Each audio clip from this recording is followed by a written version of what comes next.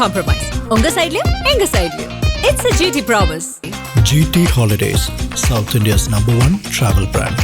அபுதாபியில் வெறும் 50 லட்சத்தில் வீடு. நானோ பிரைம் ப்ராப்பர்ட்டிஸ் அபுதாபி. ஆனா தாவேக்காவுக்கு போகலாம் அப்படிங்கிற மாதிரி நீங்களே சொன்ன மாதிரி ஒரு அணியினர் நினைக்கிறாங்கல்ல? இல்லை, நான் போகணும்னு சொல்லல. அது 2 வகையான கருத்து, 20 வகையான கருத்து கூட இருக்கலாம். பெரிய ஜனநாயக கட்சி, பெரிய கட்சி இல்லை.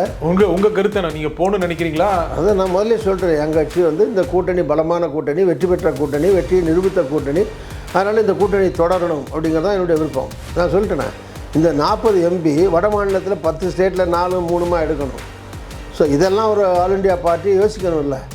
தாவேக்காவுக்கு ஒரு பலம், தாவேக்கா ஒரு பெரிய தாக்கத்தை கொடுக்கக்கூடிய ஒரு கட்சி அப்படி நினைக்கிறீங்களா?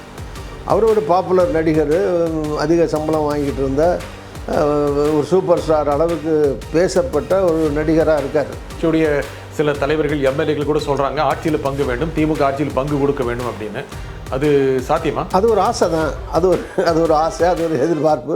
50க்கும் மேற்பட்ட உலக நாடுகளில் 100 கோடிக்கும் அதிகமான ஆகாயம் தமிழ் பார்வையாளர்களுக்கு பேரன்பும் திருநன்றி. வணக்கம் ஆகாயம் நண்பர்களே. காங்கிரஸ் திமுக கூட்டணி தொடருமா? எத்தனை இடங்கள் கிடைக்கும்? இதை பற்றி பேசுவதற்காக காங்கிரஸ் கட்சியின் மூத்த தலைவர் திரு சு. திருநாவுக்கரசர் நம்முடன் இணைகிறார். வணக்கம் திரு திருநாவுக்கரசர். வணக்கம். காங்கிரஸ் திமுக கூட்டணி தொடருமா? தொடரும், கண்டிப்பாக தொடரும். ஏற்கனவே தொடர்ந்து கொண்டு தான் இருக்கிறது. கடந்த தேர்தல்களில் நாடாளுமன்ற தேர்தல், சட்டமன்ற தேர்தல், உள்ளாட்சி தேர்தல், இந்த மாதிரி திரு ஸ்டாலின் அவர்களே தலைமையேற்ற பிறகு ஏறக்குறைய 10 வருஷமாக எந்த விதமான பிரச்சனையும் இல்லாமல் ஒன்றா போயிட்டுருக்கக்கூடிய ஒரு அலைன்ஸ் அது. அதனால் நிச்சயம் தொடரும், அதில் ஒன்றும் பிரச்சனை இல்லை. அதே தொகுதிகள் தான் காங்கிரஸோட விருப்பமாக? கடந்த முறை கிடைத்த 25 இல்லை, காங்கிரஸ் லாஸ்ட் டைம் நின்னது போன முறை 25. அதுக்கு முன்னால் 40 நின்றுருக்காங்க, 60 நின்றுருக்காங்க, 76 நின்றுருக்காங்க, 118 நின்றுருக்காங்க. அடுத்து அப்பப்போ இருந்து அந்தந்த தேர்தலில் இருந்த சூழ்நிலைகள், ஆளுங்கட்சி, எதிர்கட்சி, யார் இருந்தால், யார் கூட்டணி இருந்தால், இது மாதிரி 1008 விஷயம் இருக்குது. இப்போ இந்த தடவைக்கு கேட்டிங்கன்னா லாஸ்ட் டைம் நின்ன 25க்கு கண்டிப்பாக குறையாமல் இருக்கணும் அப்படின்னு காங்கிரஸில் எதிர்பார்க்குறாங்க. அது போதும் நினைக்கிறீங்க? இல்லை, போதும் இல்லை. ஒரு லேண்ட்மார்க் 25 லாஸ்ட் டைம் நின்னது, அதுக்கு கீழே குறையக்கூடாது. அப்படி தான் தொண்டர்களும் சரி, தலைவர்களும் சரி எதிர்பார்ப்பாங்க. அதுக்கு மேலே ஆசைப்படுறது 100 கூட ஆசைப்படலாம். எவ்வளோக்கு ஆசைப்படுறீங்க? அது 100 ஆசைப்படலாம், நின்று 60 கேட்கலாம், 40 கேட்கலாம். பட் இன்னொரு பாயிண்ட் என்ன பார்க்கணுன்னா, அவங்களோட நம்ம கூட்டணியில் எத்தனை கட்சிகள் இருக்காங்களையும் பார்க்கணும். இன்னும் சில புது கட்சிகள் கூட வரலாம். அப்போது சட்டியில் இருந்தால் தான் ஆப்பையில் வருங்கிற மாதிரி 214 இருந்தால் எடுத்து கொடுக்க முடியும். அப்போ 214 எல்லா கட்சிகளும், இப்போ நாம் காங்கிரஸுக்கு திடீர்னு 50 கேட்டிங்கன்னா கூட மற்ற கட்சிகள் அங்கே இருக்கிற 10 கட்சி இருக்காங்க. அவங்களும் நாங்களும் வளர்ந்துருக்கோம், 5 வருஷத்தில் எங்களோட கட்சி வளர்ச்சி அடைஞ்சிருக்கு, எங்களுக்கு 5 கொடு 10 கொடு. இப்போ எல்லாருமே கேட்குறாங்களே, கூட்டம் இருக்கிற எல்லா கட்சியுமே 10 கொடு, 5 கொடு, 15 கொடு அப்படிலாம் கேட்குறாங்க. ரெட்டை இலக்கம் வேணும்னு கேட்குறாங்க. ஸோ இப்படி எல்லா கட்சிக்கும் பிரிச்சுட்டா கடைசியில் திமுக 100க்கு கீழே தான் நிற்க வேண்டியிருக்கும். அது ஒத்துக்குவாங்களா? அது நியாயமா? அது நியாயமும் இல்லை கேட்குறது. அதனால் எல்லா கட்சிகளும் உட்கார்ந்து பேசினா தான் சில தொகுதிகள் இன்க்ரீஸ் ஆகலாம். அதுக்கு வாய்ப்பு இருக்குது. எல்லோரும் ஆசைப்படுறது கேட்குறதுங்கிறது எல்லோரும் கேட்குற மாதிரி காங்கிரஸும் அங்கே இருக்கிறதுல பெரிய கட்சி காங்கிரஸ், அதிகமாக நின்னது காங்கிரஸ். தமிழ்நாட்டில் 3வது பெரிய கட்சி காங்கிரஸ், 10 எம்பி, ஏற்கனவே 18 எம்எல்ஏ. அதனால் கூட கேட்பாங்க. அது கடைசியாக பேச்சுவார்த்தையில் ஒரு முடிவாகும். ஆனால் திமுகவோடு இருப்பது, அதை தவிர காங்கிரஸுக்கு வேறு வழி இல்லை, அந்த நிலைமை இருக்கா? இல்லை, வழி இருக்கா வழி இல்லையாங்கிறது அந்த கொஸ்டின் கிடையாது. ஏன்னா ஒரு கோட்டுக்குள்ளே நின்று தான் விளையாட முடியும், வரம்புக்குள்ளே நின்று. ஏற்கனவே பிஜேபி அதிமுக கூட்டணி உறுதியாகி இருக்குது. அஃப்கோர்ஸ் தேர்தல் நேரத்தில் பேச்சுவார்த்தையில் எண்ணிக்கையில் உடையெல்லாம் இருக்கலாம். பட் இப்போதைக்கு இன்னும் எந்த கட்சிகள் அவங்களோட போவாங்கன்னு தெரியாது. ஸோ அந்த மாதிரி ஒரு சூழ்நிலையில் திமுக எங்கள் கூட்டணி ஏற்கனவே இருக்கிற கூட்டணி, புதுசாக ஏற்படுற கூட்டணி இல்லை. இப்போ புதுசாக இன்னொரு கட்சி வந்திருக்கிறது, விஜய் தமிழ்நாடு வெற்றி கழகம்னு ஒரு கட்சி வந்திருக்கு. ஸோ காங்கிரஸ் கூட்டணியில் இல்லைன்னு முடிவு பண்ணியாச்சுன்னா தாவேக்கால தான் போய் நிற்கணும்னு அவசியம் இல்லையே. 234 கூட நிற்கலாமே. ஜெயிக்குது பரவாயில்ல, அடுத்தடுத்து கட்சி வளரட்டும், அது மாதிரி கூட நிற்கலாம். அதனால் அப்படி முடிவு பண்ணிட்டா அதில் என்ன இருக்குது? அப்படி இல்லை, தேர்தலுக்கு நெருங்கிட்டு இருக்குது, அதுக்கெல்லாம் அவகாசம் கிடையாது. இப்போ இருக்கிற கூட்டணி தொடருங்கிறது தான் என்னை போன்றவருடைய விருப்பம். அதில் 2 கருத்து இருக்கலாம். ஒரு செக்ஷன் அப்படியே திமுகவோடு இருக்கணும்னு சொல்கிறோம், இன்னொரு செக்ஷன் வந்து இல்லை வேறு கூட்டணிக்கு போனால் இப்போ தாவேக்கா போனால் கூட சீட்டு கிடைக்கலான்னு. எத்தனை சீட்டு கிடைக்குது எவ்வளோ நிற்கிறங்கிறத காட்டிலும் தேர்தலில் வந்து வெற்றி எவ்வளோ சீட்டில் வெற்றி பெறுதுங்கிறது முக்கியம். ஸோ இந்த மாதிரி பல விஷயங்கள் இருக்குது. ஆனால் தாவேக்காவுக்கு போகலாம் அப்படிங்கிற மாதிரி நீங்களே சொன்ன மாதிரி ஒரு அணியினர் நினைக்கிறாங்கல்ல? இல்லை, நான் போகணுன்னு சொல்லலை.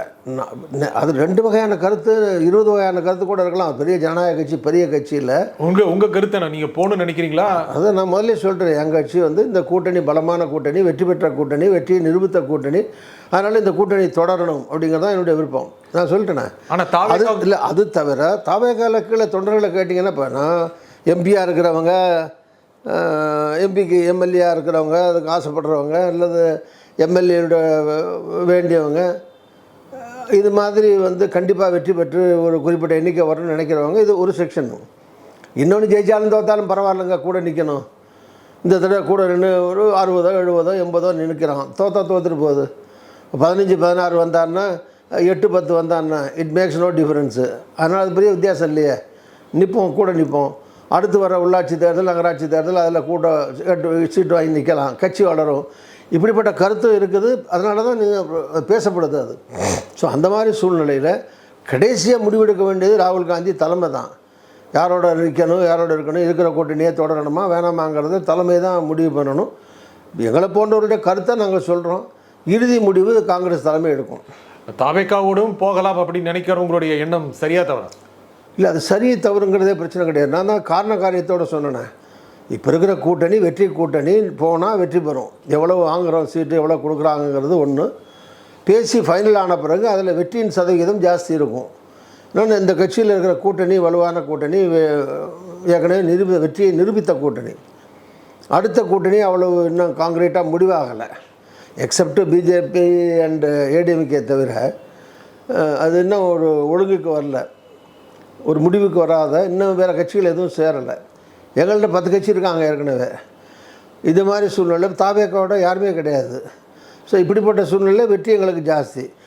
இன்னொரு செக்ஷன் நான் ஏற்கனவே சொன்ன மாதிரி பரவாயில்லைங்க, எத்தனை 15 ஜெயிச்சாருன்னா, 10 ஜெயிச்சாருன்னா, 5 ஜெயிச்சாருன்னா, நீங்கள் ஒரு 10-15 பேர் தான் எம்எல்ஏ இருக்கணுமா, 10 பேர் தான் எம்பியாக இருக்கணுமா, நாங்கள் தொண்டர்கள்லாம் நிற்க வேணாமா? ஸோ பரவாயில்ல, ஜில்லாவுக்கு 2 வாங்குங்க, ஜில்லாவுக்கு 1 வாங்குங்க, தொகுதி எம்எல்ஏக்கு தொகுதிக்கு 1 வாங்குங்க, எல்லாத்துலேயும் போடுவோம், தோத்துட்டு போகுது, இப்படி நினைக்கிறவங்களும் இருக்கிறாங்க. ஸோ அதனால் எது அவங்க செயலில் கேட்குறவங்க செயலில் அது நியாயம்தான். இப்போ நான் சொல்கிறது செயலில் நான் சொல்கிறது நியாயம்தான். இதில் வந்து ஒரு கட்சி வந்து இது மாநில கட்சி அல்ல. சரி, காங்கிரஸ் கட்சி தேசிய கட்சி. சட்டமன்ற தேர்தலோடு எல்லாம் முடிஞ்சு போகிறது கிடையாது. இன்னும் 2.5 வருஷம் கழித்து பார்லிமெண்ட் தேர்தல் வரும். பார்லிமெண்ட்டில் 272க்கு மேலே வந்து ஆட்சி அமைக்கணும்.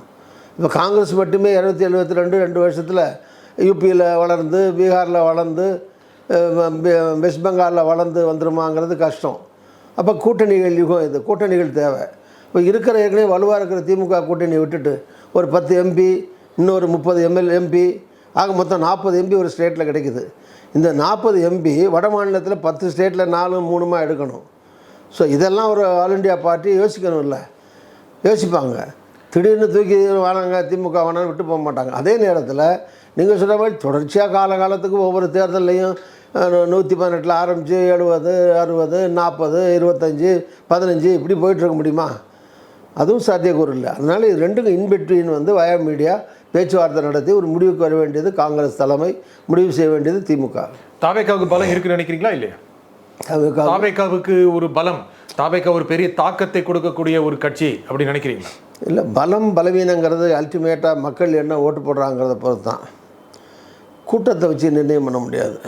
கூட்டம் வந்து அவர் ஒரு பாப்புலர் நடிகர், அதிக சம்பளம் வாங்கிட்டு இருந்த ஒரு சூப்பர் ஸ்டார் அளவுக்கு பேசப்பட்ட ஒரு நடிகராக இருக்கார். இப்போ ரஜினிகாந்த் கட்சியே ஆரம்பிக்கலை, சும்மா தான் இருக்கார். உதாரணத்துக்கு சொல்கிறேன், இப்போ ரஜினிகாந்த் வெளியே போனார்னா இந்த மாநிலத்தில் மட்டும் இல்லை, சமீபத்தில் பெங்களூர் போனார், பாம்பே போனார், ஹைதராபாத் போனார், எங்கே போனாலும் அங்கேயும் போலீஸ் போட்டு பந்தோபஸ்து போட்டு தான் போகிற மாதிரி கூட்டம் வருது. அதுக்காக அவர் போய் ஆந்திராவிலையும் கர்நாடகத்தையும் கட்சி ஆரம்பிச்சிட முடியுமா? மக்கள் வரிசையாக நிற்கிறாங்க, கையை காட்டுறாங்க, கூட்டம் வர்றாங்கன்னு கட்சி ஆரம்பிப்பாரா? ஆரம்பிக்க மாட்டார். அது மாதிரி தான் இப்போ கமலஹாசன் போகிற இடத்துல கூட்டமாக இல்லாமல் இருக்குது. எல்லா இடத்தையும் இதுக்கு முன்னால் எத்தனை தலைவர்கள் ஆரம்பிச்சிருக்காங்க, எத்தனை நடிகர்கள். இவர் 50 படம் நடிச்சிருக்காரு, 350 படம் நடித்த பெரிய பெரிய நடிகர்கள்லாம் ஆரம்பிச்சிருக்காங்க தமிழ்நாட்டில். பக்கத்தில் ஆந்திராவில் வந்து சூப்பர் ஸ்டார் சிரஞ்சீவி கட்சி ஆரம்பித்தார். அவரெல்லாம் என்ன பொட்டலையாக பேசினார், லட்சக்கணக்கான மக்கள்கிட்ட தான் பேசினார். அதனால் சினிமாவிலேருந்து வர்ற எல்லாரும் கூட்டம் இருக்குது, வெற்றி பெற்று தான் வாங்கன்னு சொல்ல முடியாது. அதே நேரத்தில் சினிமாவில் வர்ற எல்லாரும் தோற்று போங்கன்னு சொல்ல முடியாது. இப்போ எம்ஜிஆர் ஜெயிக்கலையா, என்டிஆர் ஜெயிக்கலையான்னு எதிர்வாதம் பண்ணுறவங்களும் உண்டு. அதனால் ஒரு எம்ஜிஆர் மாதிரி எல்லாரும் கூட்டம் வருது, எம்ஜிஆர் அவர் அப்படின்னா யாரையும் சொல்லவும் முடியாது. ஒரு எம்ஜிஆர் தான் இருக்க முடியும், ஒரு கலைஞர் தான், ஒரு ஜெயலலிதா தான், ஒரு காமராஜர் தான் இருக்க முடியும். அதனால் கூட்டமே வச்சுங்க. இப்போ ஒரு இடத்துல 40,000 பேர் 50,000 பேர் கூடுறாங்கன்னு வச்சுங்க, ஒரு பொதுக்கூட்டம், ஒரு மாவட்ட சார்பில் ஒரு பொதுக்கூட்டம். ஒரு இடத்துல நின்று பேசுகிறாரு. அந்த மாவட்டத்தினுடைய தொகுதி 5 தொகுதி இருக்கும், 6 தொகுதி இருக்கும். ஒரு தொகுதிக்கு 2.5 லட்சம் பேர் ஓட்டர்ஸ் இருக்காங்க. ஸோ 15 லட்சம் ஓட்டர்ஸு. மக்கள்னு பார்த்தீங்கன்னா 40 லட்சம் 35-40 லட்சம் மக்கள் இருப்பாங்க. அதில் ஒரு 30,000 பேர் 40,000 பேர் மாவட்டம் முழுதும் வந்து ஒரு இடத்துல நிற்கிறதுனால அந்த கூட்டத்தை வச்சு அந்த மாவட்டத்தில் இருக்கிற 6 தொகுதியிலையும் அந்த கட்சி ஜெயிச்சிரும். தாவேக்கான இல்லை, எந்த அது தன்னால் வந்த கூட்டமாக இருந்தாலும் சரி, கூட்டிகிட்டு வந்த கூட்டமாக இருந்தாலும் சரி, அந்த 30, 40, 50 இருக்குது, அதனால் அந்த 5 தொகுதியும் நமக்கு தான், இந்த 6 தொகுதியும் நமக்கு தான் அப்படின்னு அந்த கூட்டத்தை பார்த்துட்டு எந்த அரசியல் கட்சி தலைவரும் நினைக்க முடியாது. அப்படி நினச்சா அது சரியும் இல்லை. அதனால் இன்னும் கிரவுண்ட் லெவலில் நான் இப்போ சொன்ன மாதிரி 50,000 பேர் கூட்டட்டும், 6 தொகுதி, அதை பிரிங்க. தொகுதிக்கு 10,000 8,000 வச்சுங்க. தொகுதியில் 3 ஒன்றியம் இருக்கும், அதை பிரிங்க, 4,000 5,000 வரும். அதில் 50 பஞ்சாயத்து இருக்குது வச்சுங்க. ஒரு பஞ்சாயத்தில் இருக்க 2 வாக்குச்சாவடி இருக்கும், 1000 ஒரு வாக்குச்சாவடி. கடைசியாக பார்த்தீங்கன்னா 1000 ஓட்டில் அங்கேருந்து சில 1000 ஓட்டு கிடத்த பூத்துலேருந்து 5 பேர் இருந்திருப்பாங்க, சில பூத்தில் வராமல் கூட இருந்திருப்பாங்க. ஸோ அவங்க எப்படி ஓட்டு போடுவாங்கன்னு இந்த 30,000 பேரை வச்சுட்டு சொல்ல முடியாது. ஒரு கட்சிக்கு ஒரு இமேஜ் கொடுக்கும், ஒரு பூஸ்ட் கொடுக்கும், ஒரு விளம்பரம் கொடுக்கும், ஒரு உற்சாகம் கொடுக்கும். அதை வச்சு கூட்டம் வருது அப்படின்னு மற்றவங்களுக்கு ஒரு சேர்றதுக்கு ஒரு ஆசையை கொடுக்கும். இதுக்கு தான் பயன்படுமே தவிர அது வந்து வெற்றியின் பிரதிபலிப்பாக அதை எடுத்துக்க முடியாது. நீங்கள் திரு எம்ஜிஆரோட நெருக்கமாக பழகினவங்க, ஆரம்ப காலத்துலேயும் தொடர்ந்து இருந்தவங்க. நீங்கள் சொன்னீங்க எம்ஜிஆர் மாதிரி யாரும் இல்லை அப்படின்னு. ஆனால் தமிழகத்தில் ஒரு மாற்றம் வேண்டும் என்று நினைப்பவர்கள் விஜய் பக்கம் போக வாய்ப்பு இருக்கா, இல்லை வேறு திரை பிம்பத்தினுடைய ஒரு எதிர்பார்ப்பு தான்? நான் ஏற்கனவே சொன்ன மாதிரி கூட்டங்கிறது ஒரு மாயை. அது மாயமான் மாதிரி மாய தோற்றம் தான் அது. அதுக்கு நான் காரணங்கள் சொன்னேன். பெரிய பெரிய நடிகர்களுக்கெல்லாம் கூட்டம் வந்திருக்கு, வெற்றி பெறல. வெற்றியும் பெற்றிருக்காங்க. நான் 2க்கும் காரண காரியங்களோட சொன்னேன். ஸோ இப்போ எம்ஜிஆருங்கிறத வந்து திடீர்னு சினிமாவை நிறுத்திட்டு அரசியலில் ஆரம்பித்து 1.5 வருஷம் 2 வருஷத்தில் மக்கள்கிட்ட போய் முதலமைச்சர் ஆகிடல. 49 திமுக ஆரம்பித்தாங்க. 50லேருந்து 40 வருஷம் அண்ணாவோட, கலைஞரோட, அங்கே இருந்த தலைவர்களோட முக்கிய தலைவர்களில் ஒருத்தராக இருந்து 2 முறை எம்எல்ஏ ஆகி, எம்எல்சி ஆகி, சிறுசேமிப்பு குழு தலைவராகி, பொருளாளராகி, 2வது ரேங்கில் இருந்து சண்டை வந்து கருத்து வேறுபாடு வந்து வெளியே வந்து கட்சி ஆரம்பித்தார். சரி, அப்படின்னா நீங்கள் ஒன்று என்டிஆரை கேட்கலாம். நானே எதிர்வாதம்னு சொல்கிறேன். என்டிஆர் வந்து அரசியலில் இருந்தார், திடீர்னு வந்தார்னு சொல்லலாம். எல்லாத்துக்கும் காரணம் இருக்குது. அது காரணம் வேறு கட்சியே கிடையாது. அங்கே காங்கிரஸ் தான். காங்கிரஸ் மேலே அதிருப்தி ஒரு கட்சி ஆரம்பித்தார், வந்துட்டார். தமிழ்நாட்டில் ஏற்கனவே 50 கட்சி இருக்குது. தேசிய கட்சி, மாநில கட்சி, ஜாதி கட்சி, மத கட்சி, இது மாதிரி பல்வேறு கட்சிகள் இருக்குது. ஸோ இதெல்லாம் கடைசி நேரத்தில் யாரோட சேர்றாங்க, அது 2, 2.5, 2.25, 3 இது மாதிரி இந்த வாக்கு சதவீதம் ஒரு பக்கம் இருக்குது, இன்னொரு பக்கம் இருக்கிற எவ்வளோ கூடுது, இதுதான் வெற்றி தோல்வி. அதுதான் கூட்டணி தான் இறுதியாக வந்து நிர்ணயம் செய்யுங்கிறது என்னுடைய கணக்கு. ஆனால் ஆட்சியில் பங்கு வேணும் அப்படிங்கிறது எல்லா கட்சியோடைய எதிர்பார்ப்பாக இருக்குது. காங்கிரஸும் இருக்குது. காங்கிரஸ் கட்சியுடைய சில தலைவர்கள், எம்எல்ஏக்கள் கூட சொல்கிறாங்க ஆட்சியில் பங்கு வேண்டும், திமுக ஆட்சியில் பங்கு கொடுக்க வேண்டும் அப்படின்னு. அது சாத்தியமா? அது ஒரு ஆசை தான். அது ஒரு ஆசை, அது ஒரு எதிர்பார்ப்பு. 1967 பக்தவச்சலம் இருந்தார். அதுக்கு முந்தைய 62 பிறந்த காமராஜர் இருந்துட்டு டெல்லி போயிட்டார். கடைசி 5 வருஷம் பக்தவச்சலம், அதோடு முடிஞ்சது. அதுக்கு பிறகு இந்த 40-50 வருஷத்தில் வாய்ப்பு இருக்கிற ஒரு நேரத்தில் கூட கூட்டணி மந்திரி சபையில் வந்து இடம் பெறல. அதனால் 40-50 வருஷம் ஆச்சே, ஒரு 4 மந்திரி வந்தால் நல்லா இருக்குமேனு ஆசைப்படுறது தான். அது பக்கத்து மாநிலங்களில் பார்க்குறபோது இன்னும் ஆசை. ஆந்திராவில் பாருங்கள், பிஜேபிக்கு ஒரு மந்திரி பவன் கல்யாண் வந்தார், அவர் 4 மந்திரி இது டெப்டி சிஎம் ஆகிட்டார்.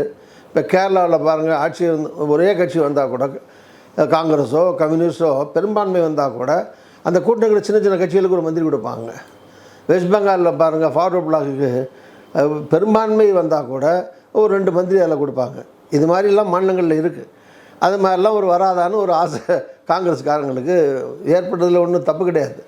ஆனால் அது ஒரு நிர்பந்தமாகவோ எங்களுக்கு வந்து தேர்தலுக்கு முன்னால் அது திமுக பரிசீலிக்க வேண்டிய விஷயம். ஆனால் அதை வந்து காங்கிரஸ் ஒரு நிர்பந்தம், அங்கே இருக்கிற கூட்டணி கட்சிகள் ஒரு நிர்பந்தமாகி இப்போ காங்கிரஸுக்கு மட்டும் 4 மந்திரி கொடுங்கன்னு கேட்டால் அங்கே இருக்க மற்ற 10 கட்சி கேட்க மாட்டாங்களா? இப்போ விடுதலை சிறுத்தைக்கு ஒன்று, சிபிஐக்கு ஒன்று, சிபிஎம்முக்கு ஒன்று, மதிமுக ஒன்று, இப்படி அங்கே இருக்கிற 10-15 மந்திரி இப்போ தேர்தலுக்கு முன்னால் அறிவித்து கூட்டணி தேர்தலுக்கு போனால் அந்த தேர்தலே வழங்காது. அது மாதிரி தமிழ்நாட்டில் நடந்ததும் இல்லை. ஒரே ஒரு தடவை தான் 80 கூட்டணி போட்டாங்க. அந்த கூட்டணியும் 50-50 போட்டு தோற்று போச்சு. அதுக்கு பின்னாடி வெற்றி பெற்றவங்க யாரும் மந்திரி சபையில் இடம் தர்றோம்னோ அதை பேசிக்கிட்டோ வந்து வெற்றி பெறல தமிழ்நாட்டில். அது திமுகவாக இருக்கட்டும், அண்ணா திமுக இருக்கட்டும். ஸோ அதர் சைட்லேயும் பார்க்கணும்ல. நம்ம ஒரு சைடு காங்கிரஸ் சைடில் அதை மட்டுமே பேச முடியாதுல்ல. திமுக இருக்கிறதுல பெரிய கட்சி, ஆல் இண்டியாவில் காங்கிரஸ் இருந்தாலும் தமிழ்நாட்டுக்குள்ளே திமுக தான் பெரிய கட்சி. ஸோ அவங்களுடைய நிலை என்ன, நிலைப்பாடு என்ன, எவ்வளோ இருக்குது, எவ்வளோ கொடுக்க முடியும், ஸோ மற்ற கட்சி என்ன செய்ய போகிறாங்க, அதெல்லாம் இருக்குது இல்லையா? அதெல்லாம் யோசிச்சு தானே பண்ண முடியும். ஆனால் அடுத்த தேர்தலில் எந்த கட்சிக்கும் பெரும்பான்மை வராது, கூட்டணி ஆட்சி தான் அமையும்னு பல தலைவர்கள் சொல்கிறாங்க. அது சாத்தியமா? இல்லை, இது வந்து இந்த ப்ரிடிக்ஷன்ஸ் வந்து நான் ஏற்கனவே சொன்ன மாதிரி இது இந்தியா முழுதுமே ஒரு கூட்டணி யுகம், கூட்டணி ஆட்சி யுகம் இல்லை, கூட்டணி கட்சிகள் சேர்ந்து போட்டியிடுற யுகமாக இருக்குது. மத்தியில் கூட வாஜ்பாய் இருக்கும்போது கூட்டணி அரசு தான் இருந்தது. இப்போ மோடி இருக்கிற போதும் 2 கட்சி சேர்த்துக்கிட்டு கூட்டணியாக தான் இருக்குது. அதே மாதிரி நரசிம்மராவ் இருக்க போதும் கூட்டணி தான், மன்மோகன் சிங் இருக்க போது கூட்டணி தான். எத்தனை வருஷமாக, ஏற்கனவே 30-40 வருஷமாக மத்தியில் கூட்டணி ஆட்சி. அதே மாதிரி மாநிலத்திலையும் பல கட்சிகளில் கூட்டணி ஆட்சி அல்லது கூட்டணியாக சேர்ந்து தான் போட்டி போடுறாங்க. தனித்தனியாக நின்று யாரும் வெற்றி பெற வாய்ப்பு இல்லை. இப்போ ஒரிசாவாக இருக்கட்டும், பீகாராக இருக்கட்டும், எந்த கட்சி தனியாக நின்று வந்திருக்காங்க, கூட்டணியாக நின்று தானே வெற்றி பெற்றிருக்காங்க. அப்புறம் தேவையினுடைய அடிப்படையில் ஒரு நெசசிட்டி ஏற்படும் போது மந்திரி சபையிலையும் மாற்றிக்கிறாங்க. அது மாதிரி இங்கேயும் வந்து அது சிலருடைய யூகம், அது இல்லை அப்படி தான் வரும். ஏன்னா அதிமுக, பிஜேபி ஒரு பக்கத்தில், இன்னும் சில கட்சிகள் சேரலாம். புதுசாக வந்திருக்காரு, நீங்கள் சொன்ன மாதிரி மாற்றத்தை வேணும்னு நினைக்கிறவர்கள், ஒரு இளைஞர்கள் புதுசாக வந்து விஜய் பின்னாடி போயிட்டுருக்கிற ஒரு செக்ஷன் ஆஃப் பீப்புள் வந்து இளைஞர்கள் ஒரு குரூப்பு. அது எவ்வளவு சதவீதம் ஓட்டு வரும், எவ்வளவு எம்எல்ஏக்கள் வருவாங்க சொல்ல முடியாது. அதை 0 தான் ஆகும் அப்படின்னு சொல்ல முடியாது. அவ்வளோ அண்டர் எஸ்டிமேட் பண்ணி இப்போ விஜய் வந்து ஒரு இடத்துல கூட ஜெயிக்கவே மாட்டார்னு சொல்ல முடியாது. அதனால் சில இடங்களில் ஜெயிக்க கூட செய்யலாம். ஸோ அது எங்கள் கூட்டணி, ஆனால் வலுவான கூட்டணிங்கனால 234 நாங்கள் தான் ஜெயிப்போம்னு சொல்ல முடியாது இல்லையா? அதனால் இது எண்ணிக்கையினுடைய அடிப்படையில் அவங்கவுங்க ஒரு யூகத்தின் அடிப்படையில், கால்குலேஷன் அடிப்படையில் சொல்கிறாங்க.